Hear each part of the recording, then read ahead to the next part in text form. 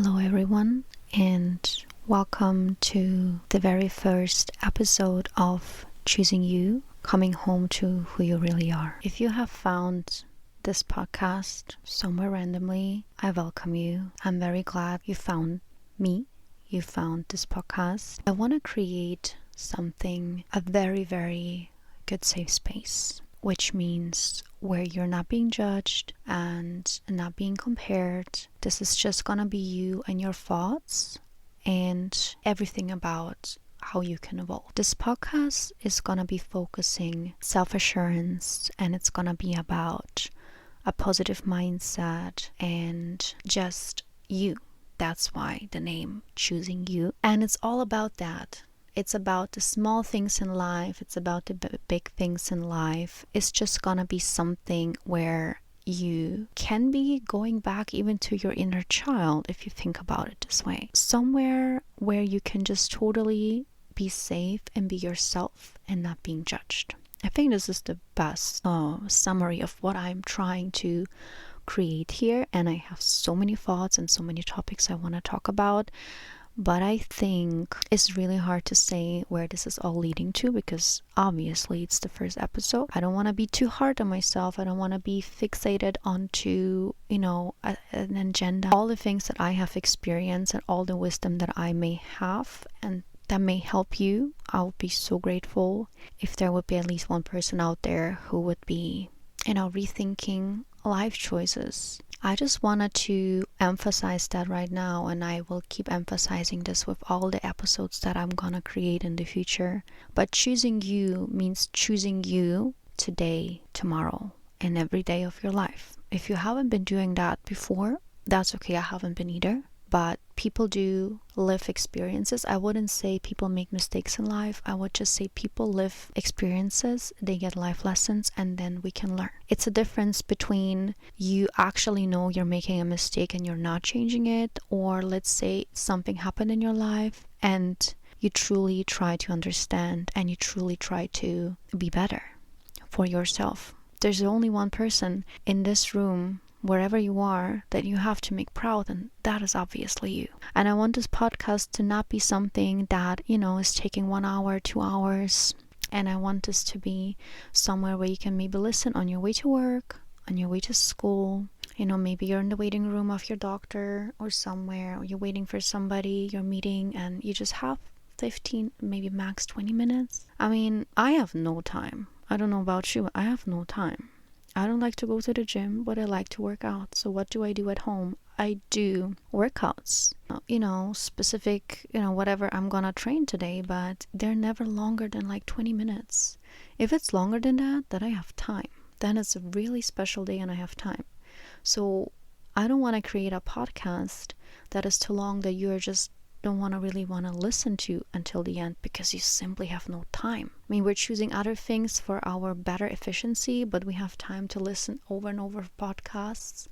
And the thing is, there's so many podcasts out there. Like, you want to listen to everything, right? But you just simply have no capacity. You simply have no time. Let me go back to choosing you, what I was just mentioning. Life is going to throw whatever at you. Whatever you might have put on your to-do list, or whatever you might, trying to do, life will tell you it's not in your control, and life will tell you whatever you have planned, it's not going to work out. Even people, you think today you're totally secure about a certain person, you think you can trust them, but at the end of the day, they could still hurt you, And as hurtful as it maybe sounds, no relationship is forever. The friendship that you have, the boyfriend that you maybe have, the marriage you maybe start, we don't know that, right? Because we cannot control, we cannot know what's happening in the other person's mind. That's an illusion. I think we heard that a lot, that control is an illusion. And what I want to emphasize here is that the only thing you can control is yourself, which is already hard, is already overwhelming. Like, we are not always, 100% controlling ourselves, then we would all be emotional regulated, which we are obviously not.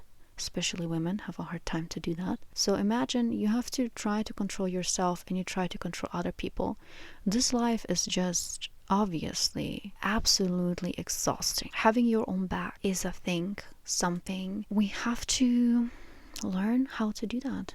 For example, I don't even know how to do that. I just recently started, and it's such a hard process from all your habits that you just used to learn, that you always should be looking for somebody else out there but not you, and suddenly you have your back, but not in a selfish way, like literally in a way that if you imagine you're you, your younger self, whatever age you want to imagine, and you're just coming there and just holding your own hand and you're telling yourself it's gonna be fine. And by the end of the day, life is so short. You will get it. I think it will start hitting you when you hit your 30s, that life is actually so short and the seasons are running by so fast. So the energy that we have, which is already limited because obviously we have a job and so on and so on, so your free time, really time that you can work on yourself, is already limited. So instead of outsourcing it, I know it's much easier to say than it's done, but I'm just saying that because I'm in the middle of the process and I see my own progress. So I would definitely tell you that, to be the better version of yourself. I mean, whom you should be making proud is you, is your younger you. And I like to think, and I like to disagree with the statement that it is that sky is the limit. I wouldn't officially say sky is the limit, because whatever is in your mind is your limit, and we all know that, and we all have been there. I mean, even if someone next to you is telling you and reassuring you how far you can come, and let's say they're trying to push you, they try to motivate you, whatever you do, it's a sport, whatever you try, something new, you will not do it.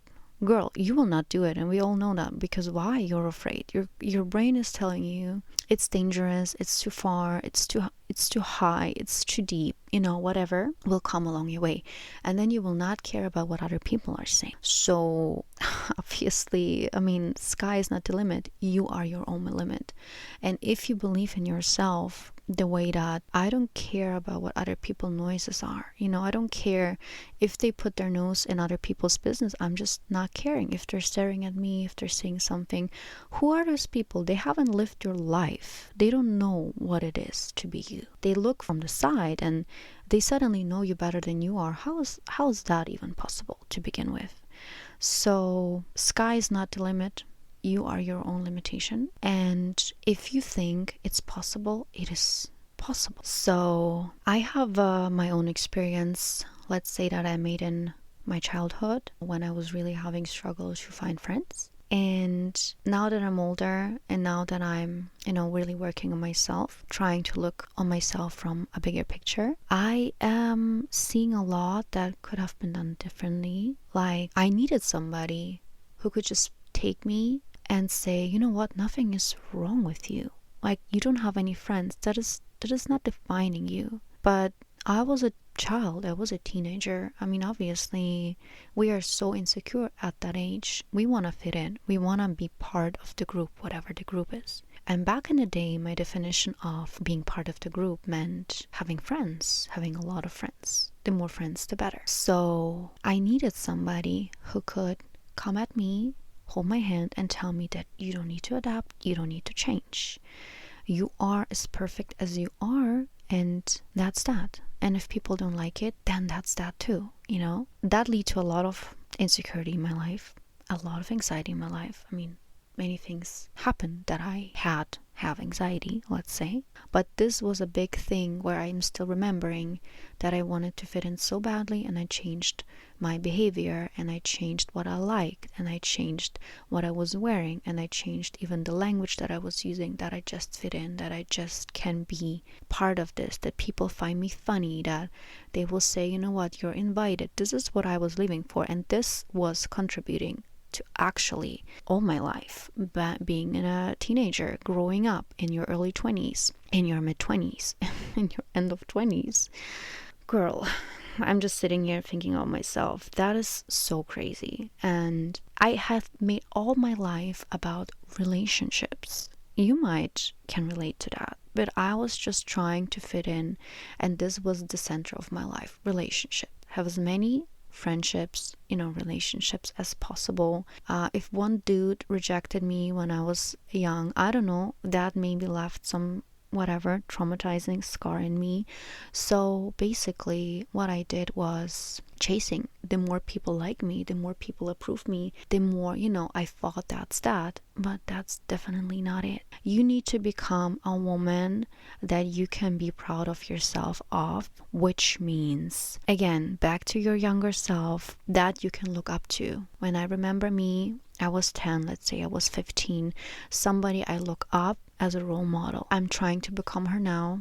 I was not really always a role model, but this is what I want to do with this podcast. I want people to feel okay to be them. You're okay. You're perfectly fine as who you are. You have a free will. And this is bringing me back to many, let's say, situations that I had when I was growing up. This thing about the free will. When you're a child, you don't really can do what you want, right? You have to ask your parents for permission. And they can say no. And whatever you discuss, they will, it's what their word is the right, the law. Growing up, I was always thinking I want to be an adult. I have a free will. They can go wherever they want. It sounds so ridiculous now, but I was really thinking they have it all. They have a job, they earn money, they have a car, they can drive wherever they want. And I was looking out of the window and I was just seeing those all grown-up adults. And now I know they actually don't know what they're doing, Actually, we all don't know what we're doing, but that's another thing to talk about. But they can just do whatever they want and they can chase their dreams. And growing up, what I was chasing was not my dreams. I was chasing a people that would approve of me. Again, let's put this on the side. Ridiculous, yeah? So it is really, really interesting to look back now. And now I'm an adult.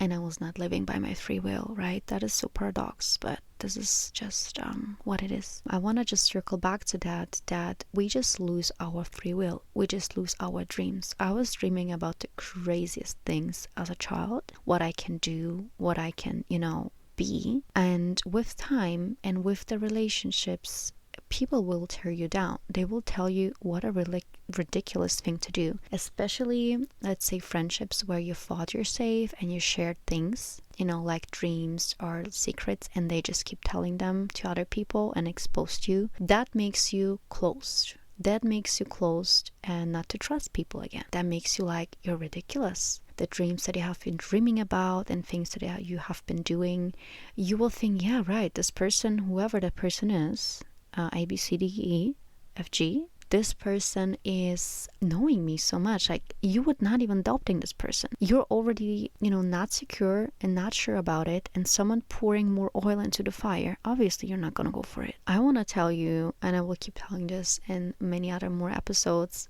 trauma is real. We all know that. We don't realize that we are trapped by our own thoughts, by our own anxiety that happened for us with all the things that happened to us. You can get out of it. You can get out of it. You can tackle your anxiety. You can just do it. It sounds ridiculous, but now, like, I'm a little bit on the other side. I can tell you, after you fight or just try to battle your anxiety, you will come out so much stronger, and you'll be like, oh my God, why haven't I done that earlier? Why haven't I done that earlier and try to just be me? Not an anxiety, not an overthinking person. Who am I? What was I chasing? What is my free will? What do I want to do? Without asking people's permission, what do I want to do? And this is the whole thing of this whole podcast. So I hope you're going to stick around. I hope I have been, giving you a kind of what's coming teaser. I don't even know what's coming. It's just gonna be the flow, what I want to be saying to you at the end of this podcast today. This is the very first one. I will keep telling you this because this is also something I need to keep telling myself more. A message to you, a message to me, but basically, and I know this is not being said a lot in the real life, but life is a miracle.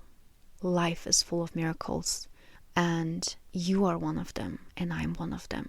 We are all so beautiful creatures, but we are just so tangled in our trauma, in our behavior, in our childhood, we think, that's that. But you can totally unwind, and you are a miracle, and don't you forget that. And I hope you can come back to this, and maybe you need to listen to it again. Maybe you're gonna listen to the next one. I want you to be strong, and you are already strong, but you can be so much stronger. And as promised, this is not going to be a long podcast, so I'm happy that you have been here, happy that you found me, and I would be so grateful if you could join me on my journey. Thank you so much, and I hope to see you on the next episode.